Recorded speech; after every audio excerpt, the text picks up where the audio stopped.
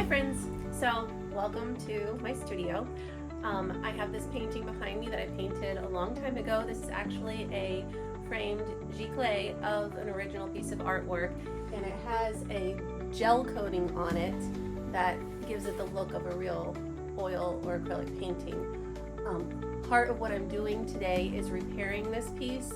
It got nicked right here, right in the center, while it was being moved, and so now I need to blend this in, and I'm going to go ahead and embellish the whole piece so that it just gives some new life to a piece that I did a long time ago. I still remember most of my palette that I used. I can tell from the colors on the canvas, and so I set up a little palette here with those colors, and now I'm going to get some work done. My palette is white, Naples yellow, bright aqua green, brilliant blue, hooker's green, Payne's gray, and ultramarine blue.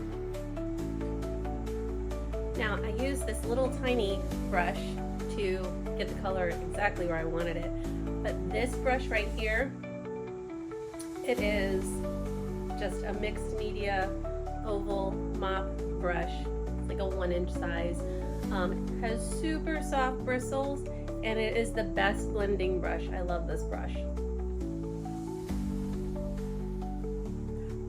I use this brush dry. There is no water in this brush right now. It's completely dry. I just use it to blend the paint.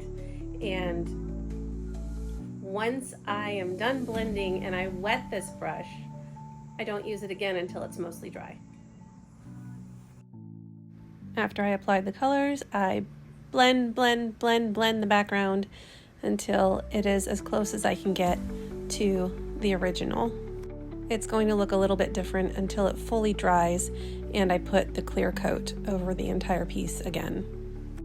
Next, I move from tarpon to tarpon, adding highlights and deepening the shadows just to give it some more contrast, and also where the reflections of the water are, I made those pop a little bit more with some nice bright colors. Because I'm repairing this piece, I also wanted to take the opportunity to use some of the new techniques that I didn't know at the time that I painted this one, like the way I do the highlights on these little bait fish.